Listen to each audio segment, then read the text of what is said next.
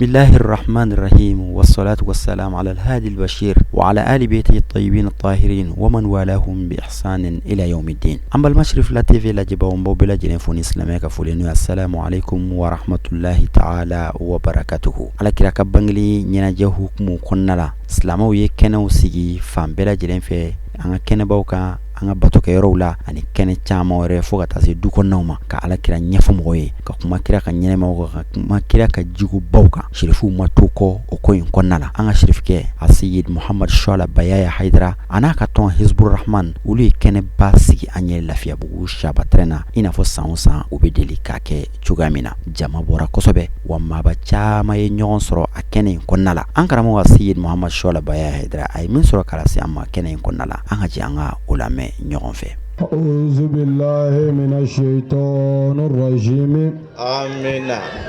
بسم الله الرحمن الرحيم آمين الحمد لله رب العالمين آمين الرحمن الرحيم آمين مالك يوم الدين آمين إياك نعبد وإياك نستعين آمين اهدنا الصراط المستقيم آمين صراط الذين أنعمت عليهم آمين غير المغضوب عليهم ولا الضالين آمين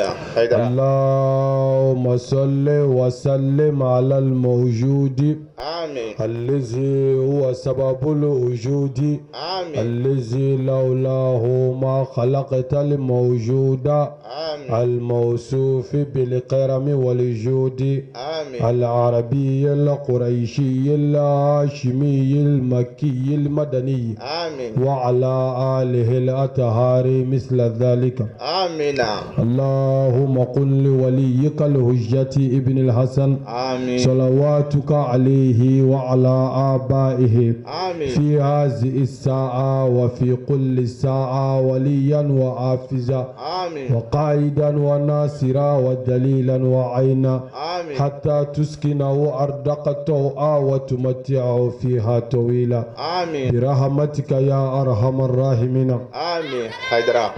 لا أكلنا هرلا ما يني على كانشي هرلا آمين labango nyuma ala ko dama آمين ami minyini ala ko dama آمين ami sirami ala kan kishoma آمين kenen buyana barka ala ka dama آمين maulidu ala kiraka bangni ni sojaye ni mamiya ke ala bi sara sara ko nyuma ya rabbi ala ko sara nyuma dama آمين an sigira kenen ngani hamiyo hami ala kana wuli ka bonaya آمين munun tay dengo ala ka denduma munun tay furu ko ala ka furu nogoya آمين munun tay bara ko ala ka bara nogoya munun tay jago ala ka yiriwa munun tay bana ala ku kenaya ala ka be kenaya آمين la munun tay kalam fena ala ka kalam barkalindi آمين abla ma do ni dugo ni mi jabi أها me dugo la nabi ke bi amina fo أها shuina meleke ka cha ko jugu mata dado سجدوا ni ka amina ni meleke ka amina bena أها ika do i mogo nyena الله أكبر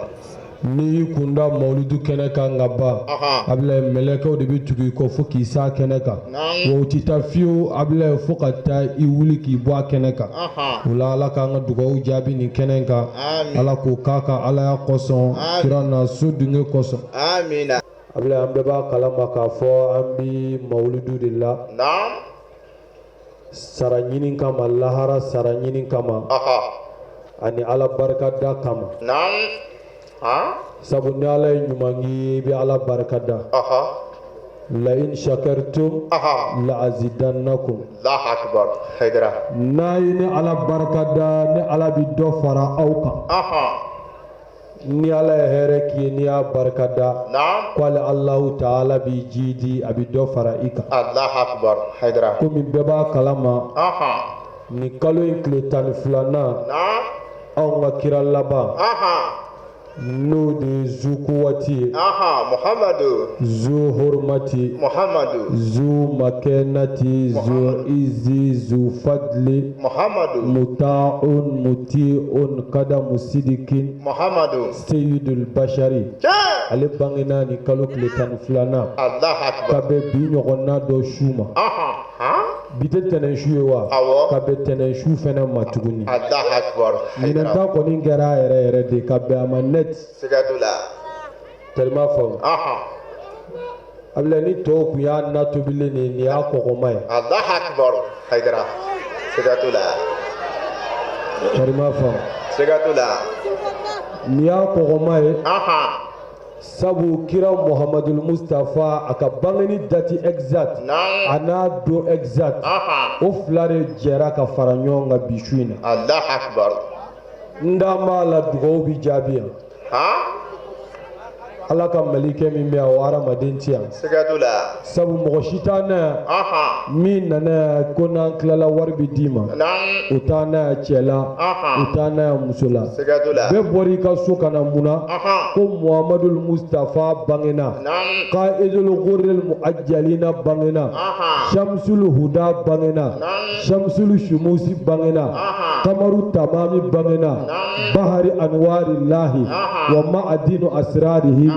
wa lisani ujjatihi wa arusi mamlakatihi wa tirazi mulkihi wa khada'in rahmatihi wa tariqi shari'atihi المتلذذ بتوحيده إنسان عين الوجود والسبب في كل موجود Haydara. فرما فهم Siga t'o la.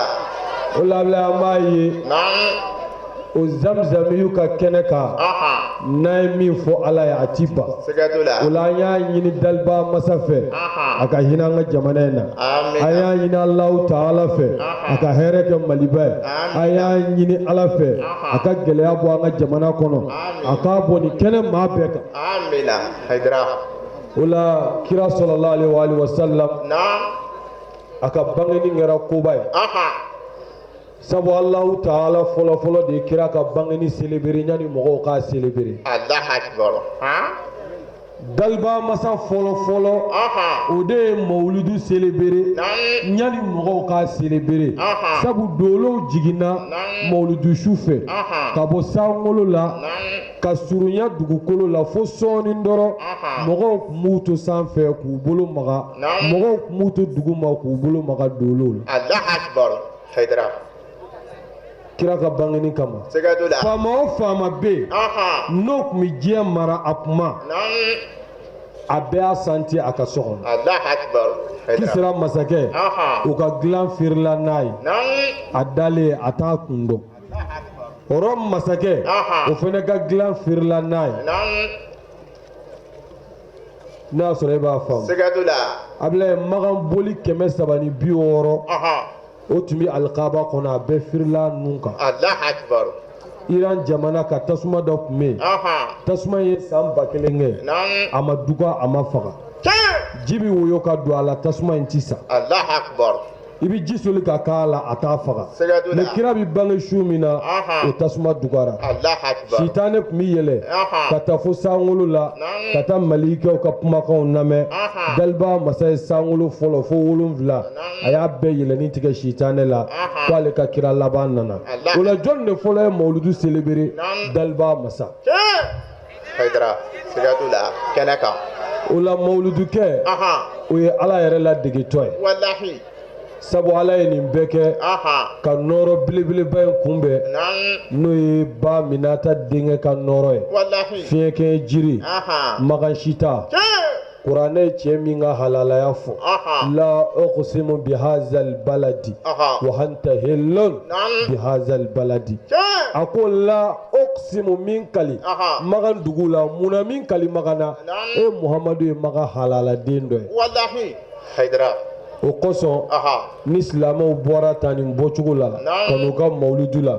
u y'u ka kɛta kɛ Siga t'o la. sabu lahara a bɛna gɛlɛya nka bɛna gɛlɛya lahara kuma dati sɔrɔ mɔgɔ bolo lahara jɔ don Allahu Akbar. mɔgɔw bɛ boli ka taa se seyidu ma n'o ye an fa adama ye Haydara. an bɛɛ kuntigiba ye ale de y'an bɛɛ fa ye Siga t'o la. mɔgɔw bɛ boli u kamana gannen ko anw nana adamu i ka kɛ jigi ye i ka ɲɛ an ma sabu an bɛ gɛlɛya kɔnɔ Siga t'o la. i yɛrɛ ɲɛ b'a la ala diminen don Wallahi. haydara abla mɔgɔ wasiji a kɛmɛ ka dɔw minɛ kunbere la dɔw ta kɛmɛ k'u minɛ u bara kɔrɔ dɔw wasiji kɛmɛ k'u minɛ f'u kan na bɛɛ jɔrɔlen don yawma al-qiyamati yawma al-azifati yawma at-taghabun yawma yaqumu an-nasu li rabbil alamin mɔgɔw bi kunu dalba masay don min na yawma tubla sara'iru don min na ala bina ginɛw dangɛnɛmaya i da min mɔgɔ caman na i bi boli o bolo mɛlɛkɛw b'a ka gɛngɛn ka taa jahanɛmɛ kɔnɔ yoma tubla sarahiru kɔni don min na ala bina ginɛw bɛɛ da kɛnɛ kan ko ko kɛra dogodogonin dogo la ko a bɛɛ bi da kɛnɛ kan dogo la bɛɛ kamana gannen bɛɛ jɔrɔlen an b'a fɔ ko jɔn de bɛ se k'an kisi adam tɛ se an fa adama b'a fɔ ko an k'an yɛrɛ ɲini ale kuma da t'ale yɛrɛ bolo bi ko ale bi jɔrɔ n'a yɛrɛ ye an bɛ taa se nuhu ma nabilayi nuhu ko a k'an dɛmɛ a ka kɛ jigi ye nuhu fana b'a fɔ ko bi t'ale kuma don ye sabu ale nuhu ale tɛ se k'i ɲɛ jɔ ala ɲɛla bi sabu maa ti kuma bi fo ni orduru bi maa min bolo o tuma na orduru t'ale bolo an bɛ bɔ nuhu kɔrɔ an bɛ taa se ibrahima ma o fana b'a fɔ an ye ko ale tɛ se dɔ bɛ fara kamana gan kan kamana gan don nuhu yawma tazahalu kullu murdi'atin amma arda'at وتدعو كل ذات حمل حملها وترى الناس سكارى وما هم بسكارى ولكن عذاب الله شديد الله أكبر abla muso b'u den wolo kɔnɔ kalo kelen fo kalo kɔnɔntɔn deerɛniw si bi jɛ bilahi deerɛniw si bi jɛ ni kuranɛ kumakan nin a tile kelen a bi bɛn diɲɛ san 50 de ma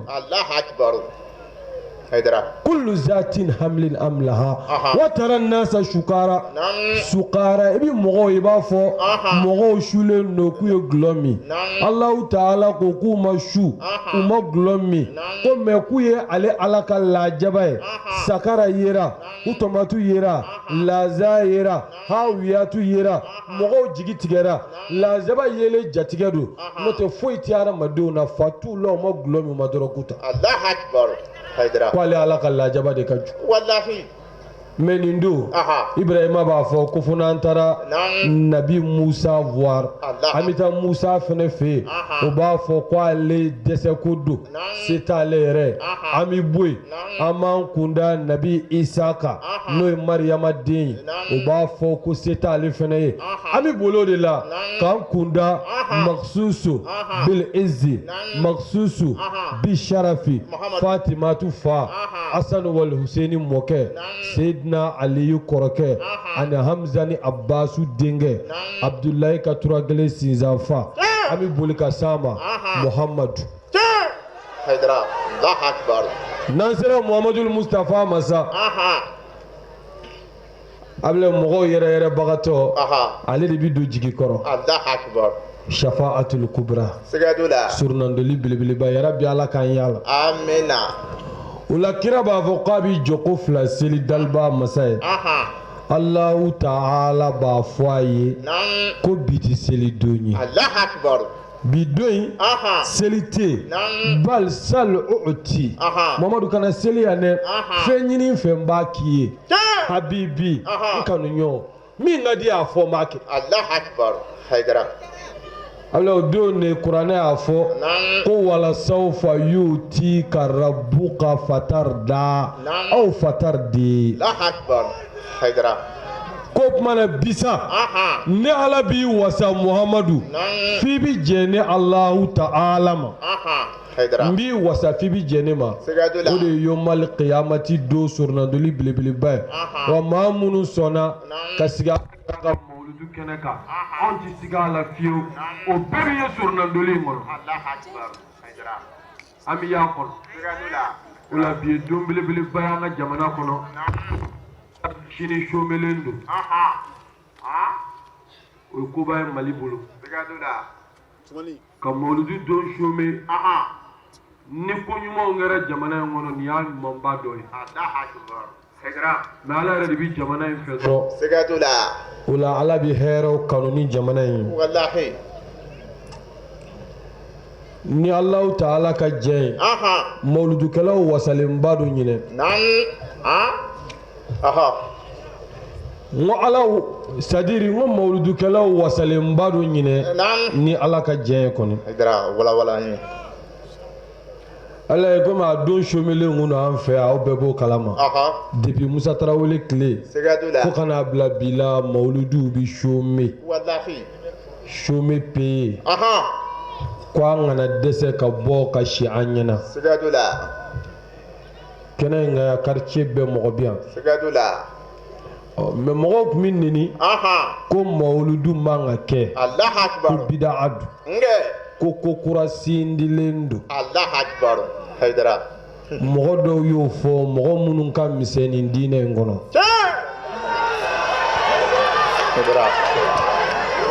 kana siga la bilɛ sabu diinɛ daliluko de n'i bɛ diinɛ kuma fɔ i b'a fɔ kuranɛ y'a fɔ hadisa y'a fɔ o de bɛ lamɛn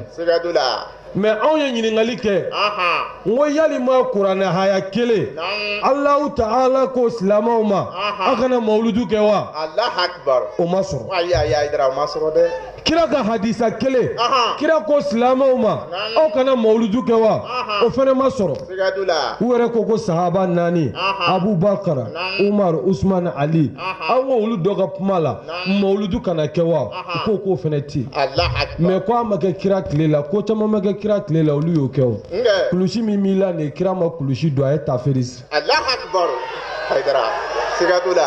kira ma kulusi don dɛ kira ye taferi siri o de kun ye kira fa a n'a mɔkɛw ka laada ye magan kira yɛrɛ wolola o la kira yɛrɛ donna o la yan kana siga a la fiyewu o sɔsɔ cogo yɛrɛ tɛ yen karamɔgɔ bɛɛ b'o seereya kira kun bɛ taferi siri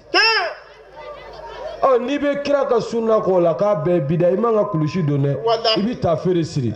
mais n y'o de fɔ n ko n'i ma ɲɛ tafe siri kɔ an k'i ni jɛnɛbani dɔn ka bɔ ɲɔgɔn na dɛ sababila an ka jamana kan yan musow de ka laada ye tafe siri ye musow de ka laada don yan o la a tɛ bɛn cɛ k'a siri yan n'i y'a siri yan an k'i n'a musow dɔn sinon an bɛ sariya gɛn guwa i la o la abila yani ka giri ko bida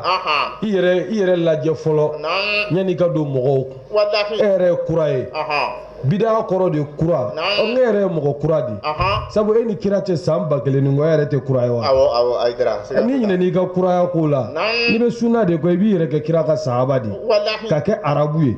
sabu kira ni arabu de tun b'a la n'i bɛ sunna yɛrɛ kɔ i farafinna ma tɛ se ka kɛ o harima fawo mais mauludukɛlaw wasara kosɛbɛ sabu nin ye saudiya de Arabi Saoudite olu de y'a fɔ ko maulidu kana kɛ ko bidaa do ko silamɛw man k'a kɛ abila olu de filɛ k'a fɔ nin ye tuguni royaume saoudien a faransɛ b'an bolo a arabu b'an bolo yan n b'a arabukan kalan السعودية تعترف بمولد النبوي الشريف في ديوان المالكي وتعتبره من الأعمال الصالحات المطلق المؤتفلون بمولد النبوي ليس كلهم مختهين الله أكبر ala liye Saudiya royaume Saudiya minnu ye misiri in bɛɛ jɔya minnu b'a wajulukɛla bɛɛ sara olu de kumakan fɛ mobili mun b'u bolo yan fɛn fɛn b'u bolo minnu y'a bɛɛ financer olu de filɛ o la n'i kumana an b'i tɔgɔ ci u ma o la i sara bɛ tigɛ a ko olu b'a rekoni k'u bɛ maulidu rekoni k'a fɔ maulidu ye baara ɲumanw dɔ ye ko maulidu kɛli bidaa tɛ tugun dɛ ko baara ɲuman dɔ don royaume saoudien ko ten o la i farati misi o la nin ye u ka mɔgɔ dɔ ka kuma Abdulahi Katani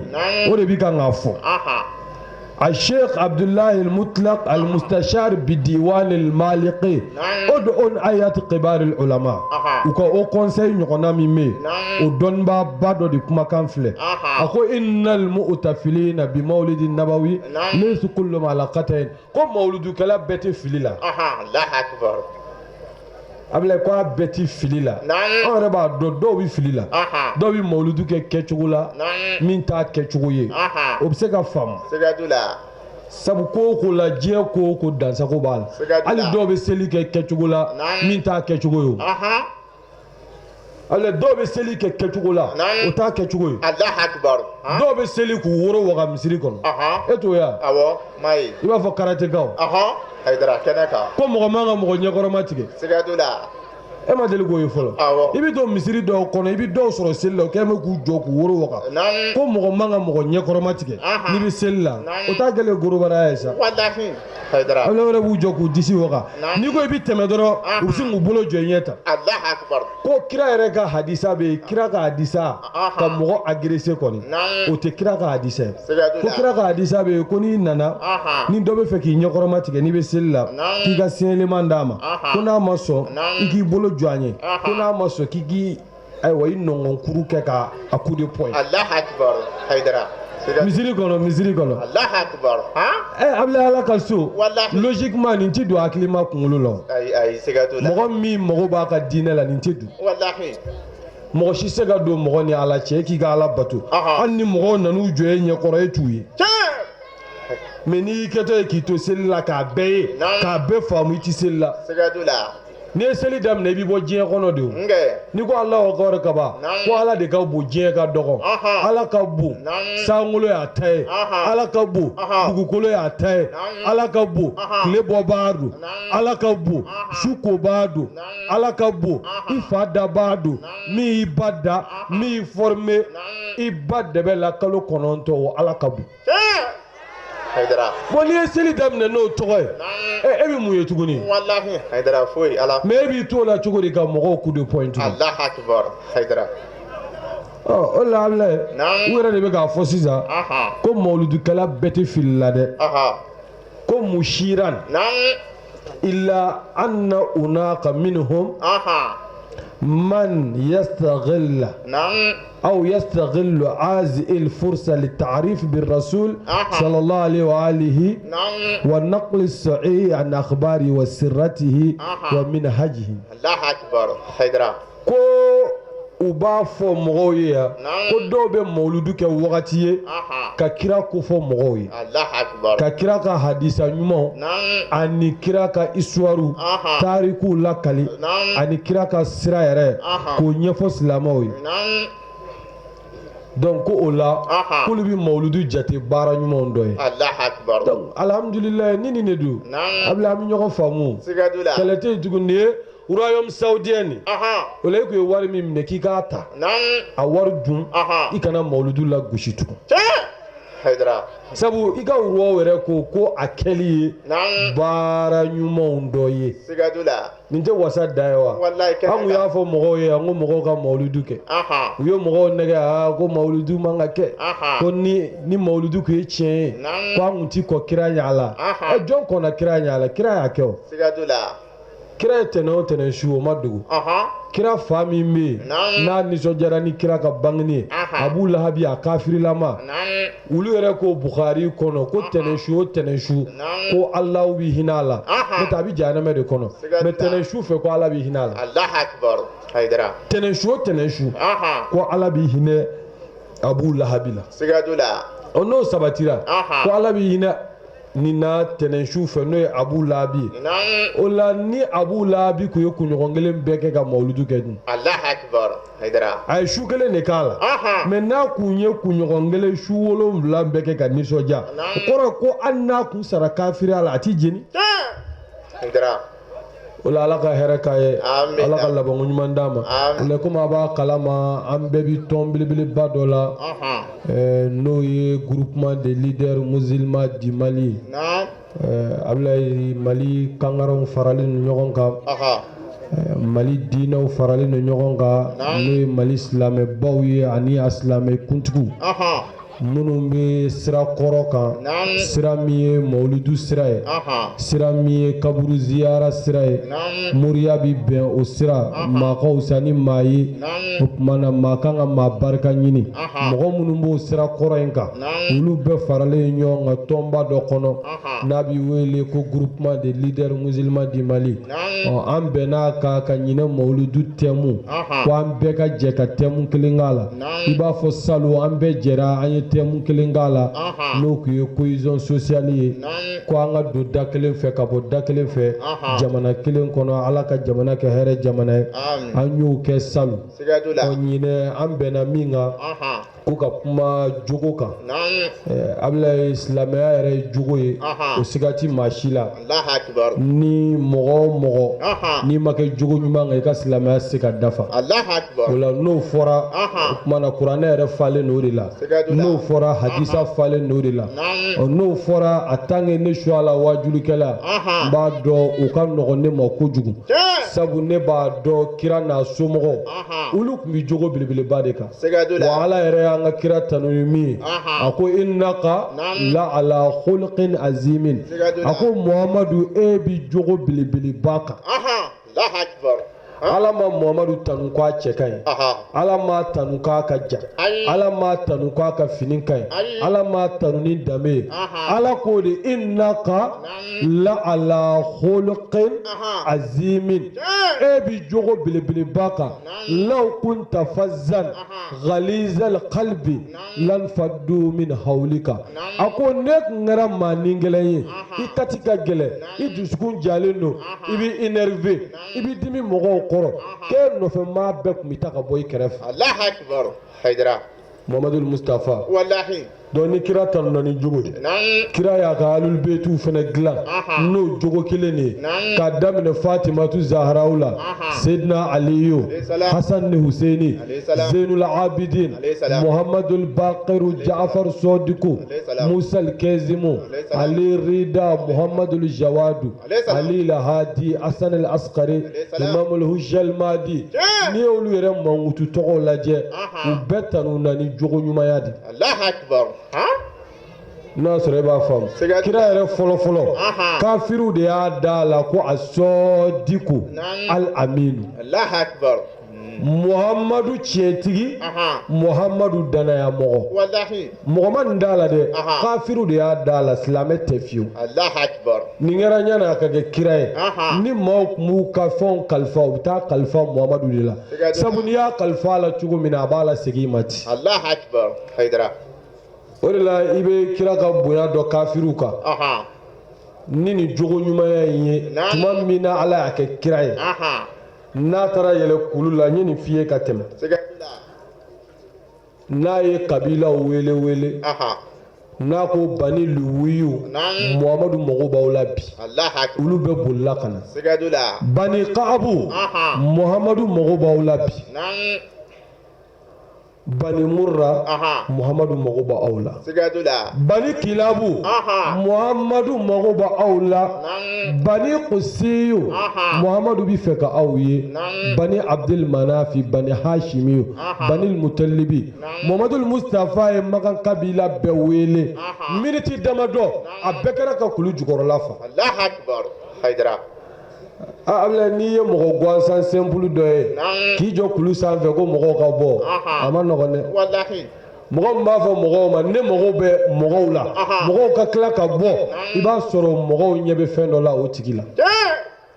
n'i y'a sɔrɔ o t'a ka kiraya kalama dɛ n'a y'a sɔrɔ n'u tun bɛ kiraya kalama o tɛna o mais jogo dɔw de tun b'a la mun y'u sama ka na tiɲɛtigi don danayamɔgɔ don n'o y'an wele an bɛna a lamɛn jama kɛra ka yɔrɔ fa Muhammadu Mustafa k'u ma ko ni ne ko aw ma sisan kulu kɔfɛ kɛlɛkɛlaw b'a la ka na u bɛna Makan bɛɛ faga aw bɛ da ne la wa u ko n'i ye fɛn fɔ a ye min t'o ye anw da b'o la sabu e ye tiɲɛtigi ye e ye danaya mɔgɔ ye o Muhammadu de la ka tile 3 kɛ sigiyɔrɔ kelen na a ma wuli ka bɔ yen u bɛna dumuni d'a ma ye u bɛna ji d'a ma a ma bouger sabu k'a ye layidu di dɔ ma ko k'ale sɔrɔ o sigiyɔrɔ in na o tigi ma na Muhammadu tora k'a tigi ma kɔnɔ a kana na fɔ a kɔ k'a fɔ k'ale ti maa tilenni ye Allahu Akbar Haidara Muhammadu Mustafa ko sigadula nin bɛɛ kɛra ɲɛna ka kɛ kira ye Allahu Akbar kuma kelen kira a kelen ka kabila wele kabila bɛɛ jɛrɛla a la u jɛrɛlen a la u ko y'an wele an nana a ko ni n ko fɛn dɔ bɛ kulu kɔfɛ kɛlɛkɛcɛw bɛ na a bɛ da la ko an bɛ da la a ko o tuma na n'aw bɛ da o la ne de la ka nkalon tigɛ ye wa u ko ko an ma nkalon min da Allahu Akbar a ko o tuma a ye seereya ko ala ye kelen ye ne Muhammadu kɛra ala ka kira ye wallahi Allahu Akbar o la o de gɛlɛyara u ma sisan mais u bɛɛ y'u kun suli olu ka kafiriya a bɛɛ kun sulila u si ma se k'u ɲɛ jɔ a la k'a jaabi fo n'a kɛra a yɛrɛ fa dɔgɔnin ye Abu Lahabi o dɔrɔn de ko tabban laka ya Muhammad alihaza jama'atana Haidara a ko halaki bɛ yen Muhammadu e y'anw fara ɲɔgɔn kan ni ne kasɔn wa kana fɔ anw ye k'e kɛra kira ye bɔnɛ b'i ye halaki b'i ye Ablaye ala b'i sɔn i ka kira faga ala b'i sɔn hali i ka Muhammadu gosi i ka kira gosi kira ɲin karila kɛlɛ la o Uhudu don a ɲin karila ala b'i sɔn bɛɛ ma mais ka kira neni ala t'i sɔn o ma wa n'i y'o kɛ o yɔrɔ bɛɛ la ala b'i jaabi Haidara ni mɔgɔ o mɔgɔ ye kira neni Ablaye silamɛya yɛrɛ sariya ye min ye n'i ye kira neni dɔrɔn i b'i faga de n'importe qui i mana kɛ mɔgɔ o mɔgɔ ye o de la a ye kira nenini min kɛ ala y'a jaabi aw bɛɛ b'o suran dɔn suran nɔgɔma no kuranɛ duguma sura a ko tabati yada abi lahabi wa tabba ma aghna anhu maluhu wa ma qassaba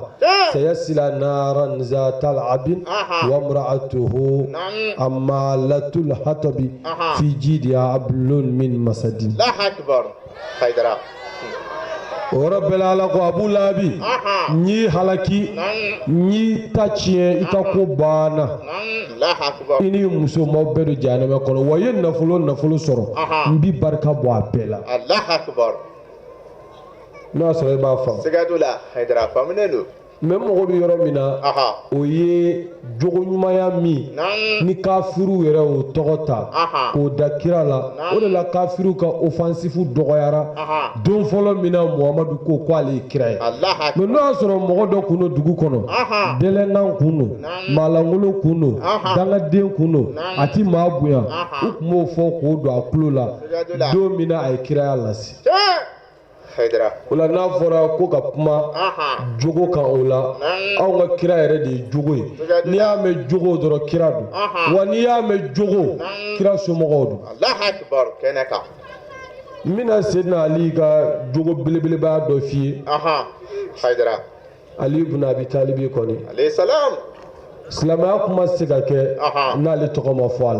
la ni Ali tɔgɔ ti fɔ silamɛya min na ka caya bo o la Haidara bɔ a la wallahi silamɛya minɛ ti Seydina Ali tɔgɔ ma la ka caya bɔ a la sabu kira yɛrɛ tun bɛ Ali fɔ ka caya de a gɔnna kira dara Badiri don n'a fɔra de ko Badara Aliyu a ma nɔgɔya wa awɔ a nɔgɔyara Uhudu don n'a gɔnnen Ali de y'a nɔgɔya kira ko fɛnɛ ne ye dɔnni dugu ye Ali y'a donda ye wallahi kɛnɛ kan wa kira ko n'i bɛ fɛ ka nafigi dɔn silamɛya kɔnɔ a bɛ dɔn ni Ali ye n'i bɛ fɛ ka mumini dɔn a bɛ dɔn ni Ali ye o bɛ kitabu jumɛn kɔnɔ Siya kitabu tɛ dɛ Sunna kitabu kɔnɔ Sahih Muslim ko ubu aliyin imanun wa bughduhu nifaqun a ko Aliyu kanu limaniya don wa k'a kɔn k'a juguya ko ye nafigiya ye o la n'i y'a ye ni Ali kofɔra o ti bɛn silamɛ min ma nafigi don wallahi kɛnɛ kan Haidara fima mɔgɔ caman b'a fɔ ko non ko suala ninnu ka wajulu bɛɛ ko u bɛ nin de kɔ u tɛ kira yɛrɛ fɛ dɛ kuma o kuma Seydina Ali dɛ Ali dɛ yeni Allahu Akbar Haidara a bɛ k'a sɔrɔ kira ko mumini bɛ ka Ali fɛ nafigi bɛ ba la i b'olu tigiw dɔn nin yɔrɔ de la ala an ka wajulu bɛɛ ti Seydina Ali ye dɛ an ka wajulu bɛɛ kira de kira ye min bɛɛ kɛ Ali ye anw bɛ segin o de k'a banna wallahi Ali y'anw bolo dɔrɔn diinɛ ɲɛmɔgɔ don kira tɛ nabi ɲuman tɛ siga t'o la o de la Ali ka jogo belebelebaya dɔn Khandaki kɛlɛ don naam Amru bin Abdul Wudi Ali kɛlen k'a bɔ k'a bi siga t'o la ni Ali bɛna kunkolo tigɛ a y'i daji tu Seydina Ali kan Allahu akbar Ablaye kɛlɛ kɔnɔ i bɛna jogo don siga t'o la a y'i daji tu Badara Ali kan a daji tulen Seydina Ali kan Seydina Ali wulila ka bɔ a kan Allahu akbar k'i kɔ don siga t'o la ka taa ɲɛfɛ ka tila ka segin ka n'i sigi a kan k'a kunkolo tigɛ ka bɔ a la Allahu akbar Haidara Seydina Ali nana kunkolo in di kira ma kira nisɔndiyara kuma caman fɔra ye siga t'o la mais ne mago bɛ yɔrɔ min na kunkolo in dilen kira ma sahabaw ye Seydina Ali ɲininka ko mun kosɔn i kɛlen k'i sigi Amru bin Abdul Wudi kan a kunkolo tigɛlen i bolo yanni k'i sadiri kuma min na i sera a la i banna k'a kunkolo tigɛ an bɛ fɛ k'a dɔn mun na i m'a kunkolo tigɛ i taara ka tila ka segin ka n'a kunkolo tigɛ Allahu akbar Haidara Seydina Ali ko ko n'i y'a ye n taara ɲɛfɛ ka segin sabu cɛ in y'a daji tun kan Amru y'a daji tun kan n dimina kɔrɔ ne ye dimi min k'a kɔrɔ o tɛ Ala ka dimi ye dɛ o ye ne yɛrɛ ka dimi nin Allahu akbar Haidara sabu a y'a daji tun kan o mɔnɛ donna n na ni ne kun y'a faga o kuma la n ye n ka kɛlɛ de kɛ n ma Ala ka kɛlɛ kɛ wallahi Haidara la ilaha illallah siga t'o la Muhammadu Rasul ko n'ale kun y'a faga o tuma ale y'a yɛrɛ ka kɛlɛ kɛ a ma Ala ka kɛlɛ kɛ sabu daji tura ale kan o dimi de kun b'ale la mais ko ale taara ɲɛfɛ ka segin ale ka dimi banna Ala ka dimi nana ale nana faga sabu ale ti maa si faga fɔ Ala kama jogo ma ban wa Haidara wallahi Ala jogo banna wa yutimuna ta'ama ala ubbihi miskinan wa yatiman wa asiran إنما نطعمكم لوجه الله لا أكبر Haidara لا نريد منكم جزاء ولا شكورا والله ni alul beyti di ele nunu naje ka an laje bi i b'a dɔn ko ti kelen ye siga t'o la yɛrɛ ɲini ani Ala ɲini tɛ kelen ye wallahi yɛrɛ ɲini ni Ala ɲini tɛ kelen ye siga t'o la ala ko sidɔnnen don ko Allahu akbar ni alul beytu kun dɔnna dɔrɔn ko in bɛɛ bɛ ɲɛ kɛnɛ kan nge n ye kuranɛ haya min d'i ma sisan nin kɛra kira ka du belebeleba ye ne kɔnɔ alul beytu ka su Allahu akbar don dɔ la Fatimatu Zaharaw sunna alayhi assalam Aliyu bun Abi Talibi sunna siga t'o la alayhi salam Ablaye suntigɛ ɛri sera u ye dumuni fitinin na bɛɛ fantanw ne kun wari t'u bolo Allahu akbar dumuni fitinin na bɛnna k'u bɛna dumuni kɛ sɔɔni sera dɔ nan'i jɔ da la ko ale ye yatimɛ Allahu akbar a fa tɛ yen a ba tɛ yen siga t'o la a ye hinɛ na Ablaye hinɛ kan ka kɛ yatimɛ la siga t'o la mɔgɔ min fa tɛ yen hinɛ kan ka k'a la mɔgɔ min ba tɛ yen hinɛ kan ka k'a la siga t'o la wa yutihimuna ta'ama ala bi miskinan wa yatima yatimɛ nan'i jɔ Fatima ta ni Seydina Aliyu ka da la u jɔlen u ko a kɛ Ala kama kira somɔgɔw anw ma dumuni kɛ aw de ye ahlul beyti ye Muhammadul Mustafa ka sokɔnɔmɔgɔ an y'a ɲini aw fɛ a ka hinɛ an na Ablaye Seydina Ali ye Fatima lajɛ siga t'o la Fatima ta yɛrɛ Aliyu lajɛ Allahu akbar Haidara Seydina Ali ko Fatima ma suntigɛ kɔni sera o tuma an b'a kɛ cogo di Fatima ko an bɛ dumuni d'u ma kɛ min teliya ka dɔ wɛrɛ labɛn siga t'o la Ablaye Fatima teliyara dumuni min bɛ so kɔnɔ a y'a ta ka taa di delilikɛla Allahu akbar u tor'o la u ye dɔ wɛrɛ labɛn sɔɔni dɔrɔn delilikɛla filanan nana ko ale ye miskina ye Allahu akbar u ye ɲɔgɔn ɲɛda lajɛ o fana mɔlen siga t'o la suntigɛ dun kɛra ka ban wallahi kɔngɔ b'u la Sayyidina Ali ko ibta dama de saki Allahu akbar amaloya bulu la mogo ku deli ku madi sigatula sabulu ba do bi min di mogo ma ibo de sore nya lahara wallahi ye min du ya o bana sigatula min duna mobili la o bana min duna fini na o bana min duna sola itate min dira mogo ma wi tai Allahu akbar ye min di dese bato sigatula ala ka nge kari jomi amina wi dumuni ndi miskina ma sabana fene nana kwale jonyi jomine lenye asiru Allahu akbar wa soro dumuni sabana mona sigatula yo fene ta ko dolu ma tukuni Allahu akbar ala wure bulla ngulala ora bela ala ko jibrila ma ta dugu koloka ikata fo kiraye ko aka ahlul baitu fo ni alay ko aka somo fo ni alay Allahu akbar jibrilu jigina ko ala ko ka foli fi ko ka foli fo aliyu ni fatima ta wa yutimuna ta'ama ala hubbihi miskinan wa yatiman wa asiran miskine yatime ani jom minelle ubulu la dumini ko ala ko ka foli fi ka foli fi ko bi kila ka fo tuguni o mani dumini di war kama amadi sarakama afana barka daire anti merci no fe fi Allahu akbar haydara o ma dumini ndoro Allahu ta'ala nyeda di kama sigatula subhanallah alors la ahlul baitu ulu de yaay sigatula wallahi zinul abidina ni yo fene laje o ya dai sigatula ale de aka nyene ma beke abita balu bla mogo ka sufa fatule ni adona ko ale de kuma ke sabu fatule dumini tigara fantawna Allahu akbar kuma ya do ko jazin la abidina de kuma nay wallahi akuma dugo mogo kana bo akalam Allahu akbar Jafar Sadiq o togo de kala ko Jafar Tientigi Musa al-Kazimu o togo de kala ko Musa Munyule haydara na fara ka kuma jugo ka Allah ni yoro nunu ne du sigatula wala mi temeni walanda Harun babna temenai ami do wala shuina mo taro kaja Allah mi doninge sigatula manasir أعوذ بالله من الشيطان الرجيم أقوى ما يني على فعل قدواني الشيطان بسم الله الرحمن الرحيم أقوى مسين دي نسيتي على تغوي تغني على ميا دمنا أبا لبا على مي ناتي كيكا دوغالا فاما وغا فاما با وصلى الله على محمد وآل بيت الطيبين الطاهرين أقوى مسلي محمد المختار كان سوغانديلي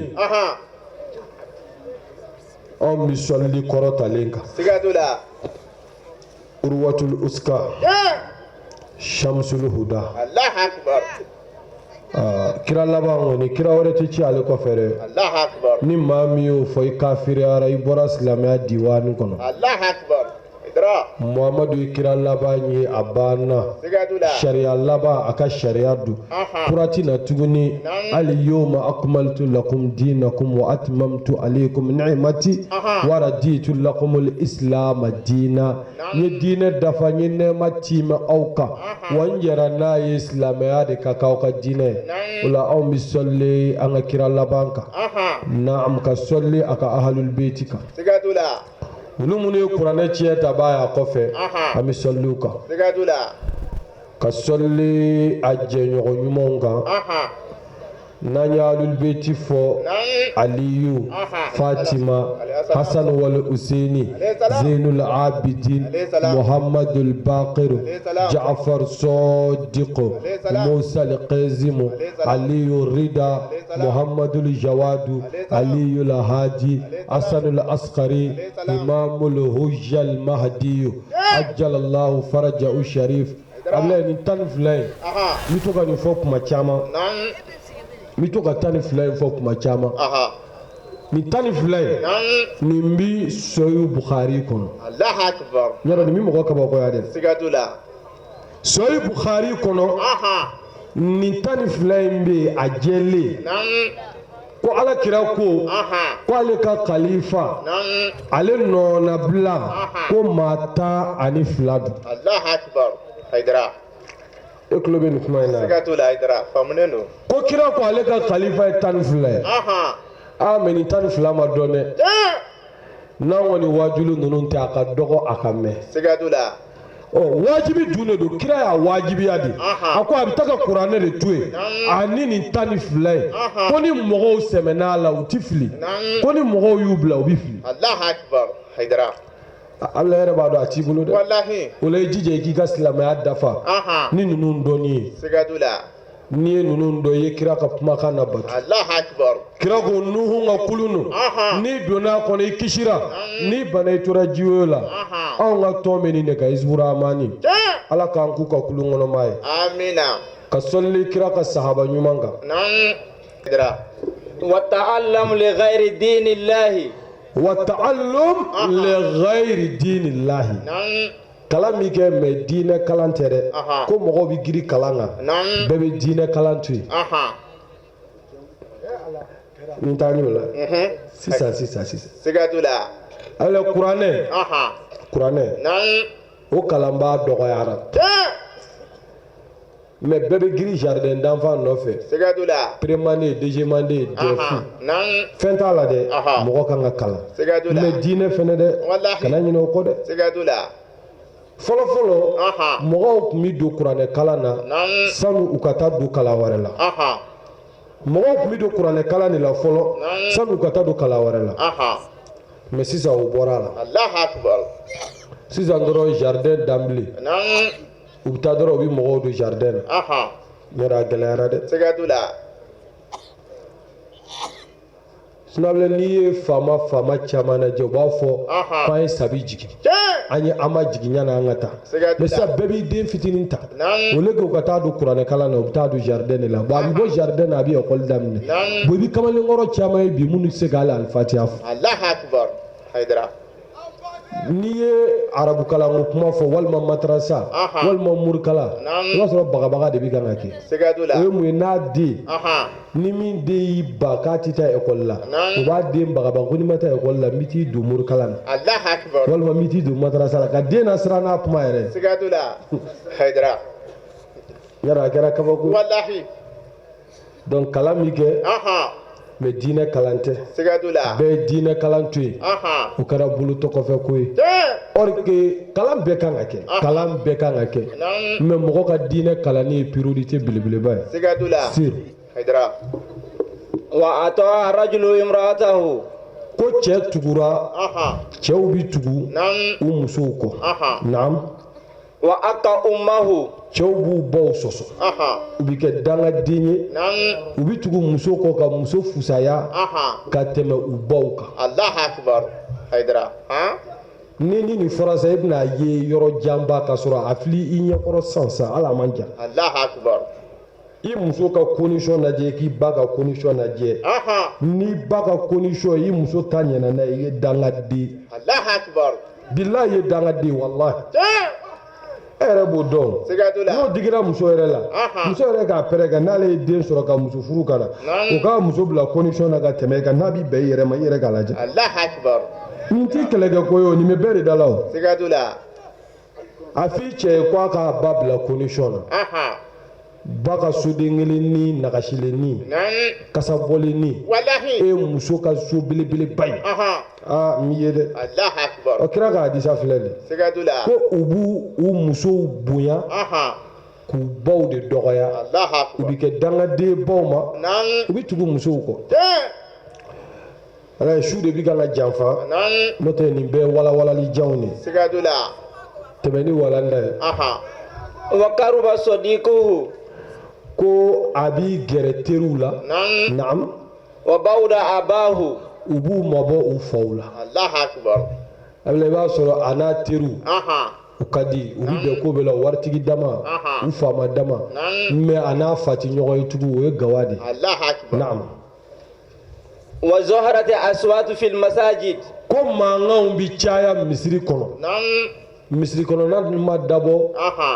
mankan fuciyɔrɔ kama siga t'o la wa alimamu yɛrɛ fɛnɛ bɛ yen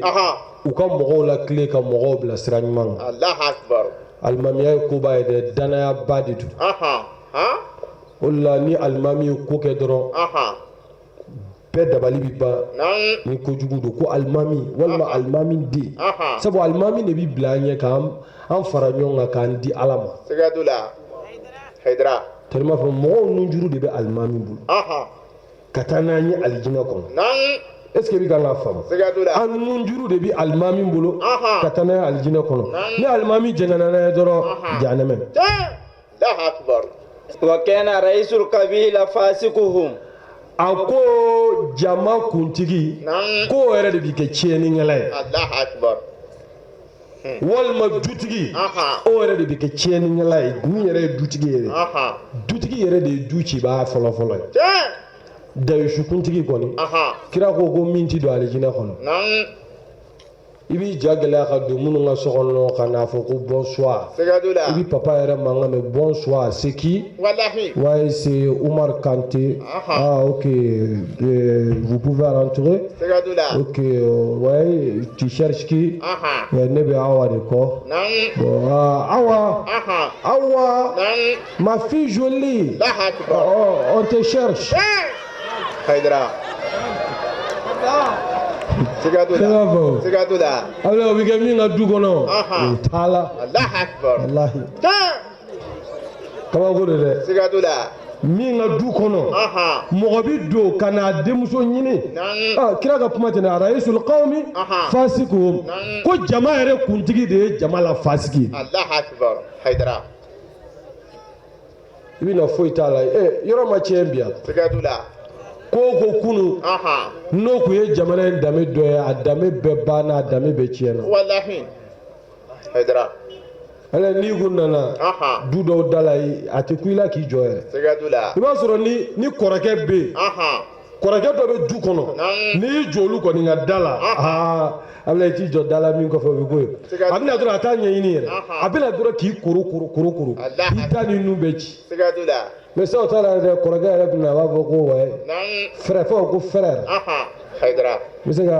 baga kelen sɔrɔ a siga t'o la e yɛrɛ tun bɛ ka siran ale yɛrɛ min ye a b'a kɛ ko n bɛ se ka baga kelen sɔrɔ a Allahu akbar n'i bɛ baga kelen d'ale ma ale yɛrɛ b'o sisi fiyɛ o y'ale ta bannen wallahi Haidara i n'ale yɛrɛ bɛ t'i sigi a bɛ baro kɛ a b'a ka banniw kɛ foyi ya foyi Allahu akbar a kɛra kabako ye dɛ siga t'o la a bɛna yɔrɔ tiɲɛna Allahu akbar ko dutigiw yɛrɛ kɛra du tiɲɛbaw ye baga man ka kɛ denw ma tuguni siga t'o la ni walanda kɔnɔ ka dun mais an y'a fɔ ko an tɛna mɛn su in na an bɛ ko in labɛn ka bɛn denwuli ma sa siga t'o la wa an ka minisiri min fana ye diinɛ minisiri ye n'o ye Cɛrno Amadu Umar As Jalo ye ale fana tun bɛ kɛnɛ kan ale fana y'a ka dakuruɲa fila foli kan nase amina an tɛ kuma jɛɲɛ k'aw fo silamɛya foli la ni su ninnu ye subaw y'an bolo an tɛ se ka da n'an ma se sirifuw bɛ yɔrɔ min parce que su bɛɛ ye silamɛya su ye mais bi ye su kɛrɛnkɛrɛnnen sirifuw ka su don parce que an bɛ u bɛnbakɛ rasulilahi sallallahu alaihi wasallam an b'o ka kɛnɛ de kan donc a ka kan ka se yan jamanakuntigi tɔgɔ la El Haji Ibrahim Boubacar Keita ka foli lase aw ma n ye min dakuruɲɛ dɔw ta ka kuma na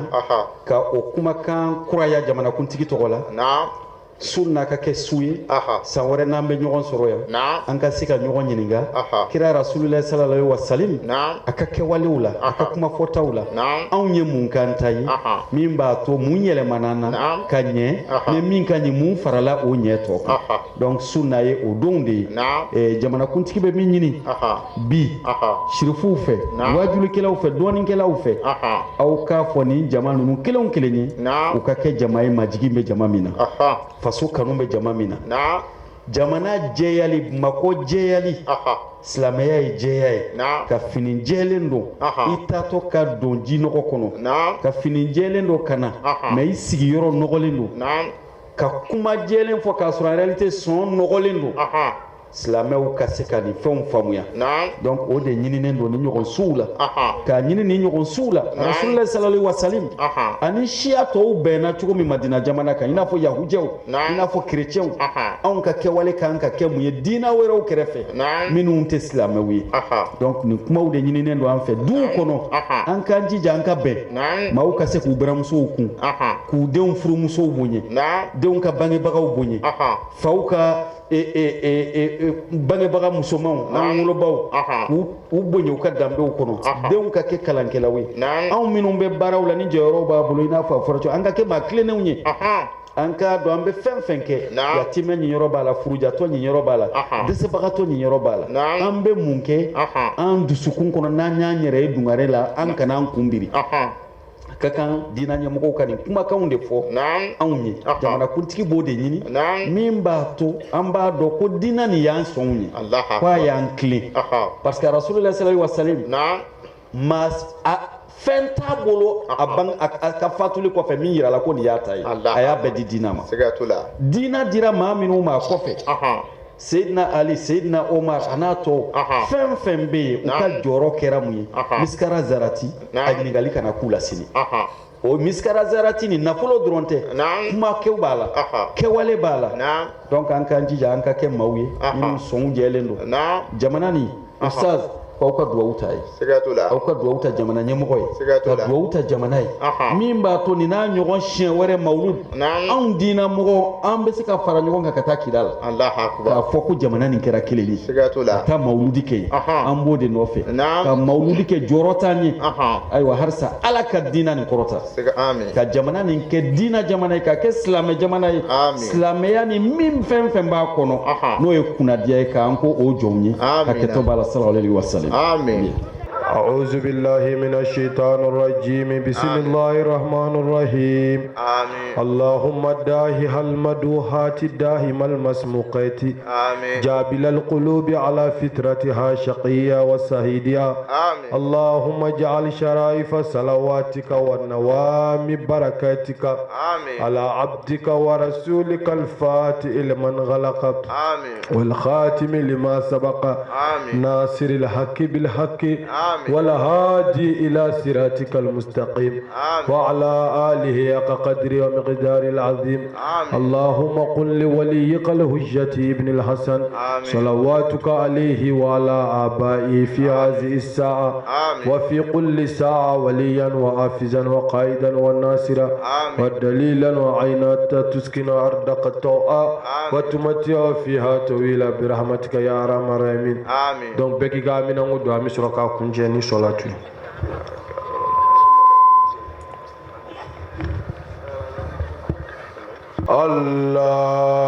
Allahumma salli wa sallim wa zid wa barik ala rasulillah wa الأطهار على رسول الله وصحبه الأخيار سبحان ربك رب العزة عما يصفون والسلام على المرسلين والحمد لله رب العالمين.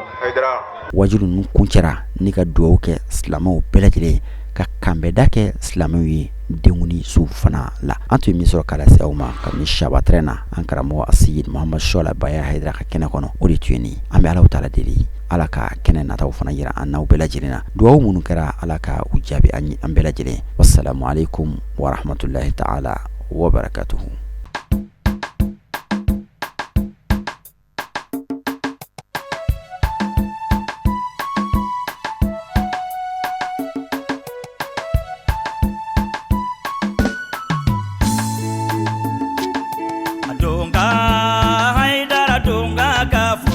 Sanu ni wariye dunga more dunga ka fusani sanu ni wariye kemine je share boyo isenze kemine je haidara yo jama be ko anga